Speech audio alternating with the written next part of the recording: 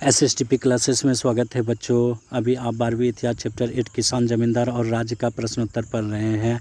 आज मैंने पहला प्रश्न लिया है। प्रश्न है, कृषि इतिहास लिखने के लिए आइन को स्रोत के रूप में इस्तेमाल करने में कौन सी समस्याएं हैं? इतिहासकार इन समस्याओं से कैसे निपटते हैं? पहले उत्तर देखते हैं, उत्तर सजाते हैं। उत्तर देखने के पहले आप हमारा चैनल ज़रूर लाइक, सब्सक्राइब, कमेंट करें। अच्छा लगे तो दोस्तों के बीच शेयर करना ना भूलें। आईने अकबरी के लेखक जो हैं अबुल फजल हैं। बहुत ये इम्पोर्टेंट ऑब्जेक्टिव है एग्ज़ाम की दृष्टि से और कंपटीशन की भी दृष्टि से। अबुल फजल अकबरी दरबारी इतिहासकार थे, अर्थात अकबर के दरबार में रहते थे। आईने अकबरी पूरा हुआ 1598 ईस्वी में। आईने अकबरी का संक्षेप आइन शब्द है। और आईने अकबरी के कितने भाग हैं? तो 5 भाग हैं। ये भी इम्पोर्टेंट है। और अकबर का शासनकाल 1556 से 1605 ईस्वी था। ये जितने भी मैंने सजाए हैं ये टोटल जो है बहुत ही इम्पोर्टेंट ऑब्जेक्टिव हैं। चलिए अब डिटेल से उत्तर देखते हैं। मुगलकालीन इतिहासकार लिखने के लिए आईने अकबरी को प्रमुख ऐतिहासिक स्रोत के रूप में प्रयोग किया जाता है।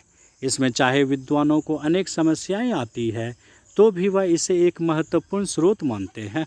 आईने अकबरी को संक्षेप में आइन कहा जाता है। आईने अकबरी को संक्षेप में क्या कहा जाता है? आइन कहा जाता है। अकबर के दरबारी इतिहासकार अबुल फजल ने आईने अकबरी लिखा था। कृषि इतिहास लिखने के लिए आइन को स्रोत के रूप में इस्तेमाल करने में कई समस्याएं आती है जो इस प्रकार है। पॉइंट में सजाया है बच्चों। पहला पॉइंट है आंकड़ों में विषमताएं। आइन में कृषि इतिहास के संदर्भ में संख्यात्मक आंकड़ों की दृष्टि से विषमताएं पाई गई है।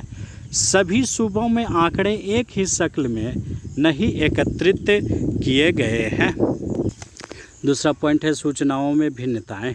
जहां कई सूबों के लिए जमींदारों की जाति के लिए विस्तृत सूचनाएं संकलित की गई है, वहीं बंगाल और उड़ीसा के लिए ऐसी सूचनाएं मौजूद नहीं है। तीसरा पॉइंट है बच्चों मजदूरी की दरें। जहां सूबों के लिए किए गए राजकोषीय आंकड़ों बड़ी तफसील से दिए गए हैं, वहीं उन्हीं इलाकों में कीमतों और मजदूरी जैसे इतने ही महत्वपूर्ण से मापदंड इतने अच्छे से दर्ज नहीं किए गए हैं। मजदूरी की दरें भिन्न भिन्न थी। अगला पॉइंट है बच्चों साधारण किसान के बारे में। आइन में किसानों के बारे में जो कुछ हमें पता चलता है वह सत्ता के ऊंचे गलियारों का नज़रिया है, अर्थात राजधानी के आसपास का वर्णन है। साधारण किसानों के बारे में कहीं जानकारी प्राप्त नहीं है।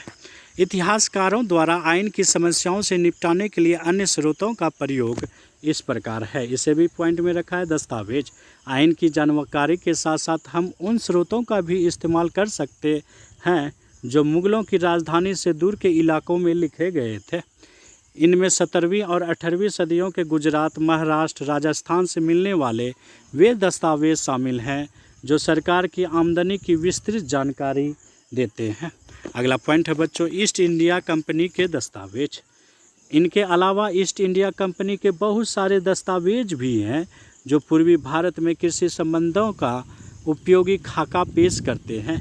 ये सभी स्रोत किसानों, जमींदारों और राज्यों के बीच तने झगड़ों को दर्ज करते हैं। लगे हाथ ये स्रोत समझने में हमारी मदद करते हैं कि किसान राज्य को किस नज़रिए से देखते थे और राज्य से उन्हें कैसे न्याय की उम्मीद थी। इस प्रकार ये कैसा लगा वीडियो कमेंट में हमें ज़रूर बतावें बच्चों। बहुत बहुत धन्यवाद।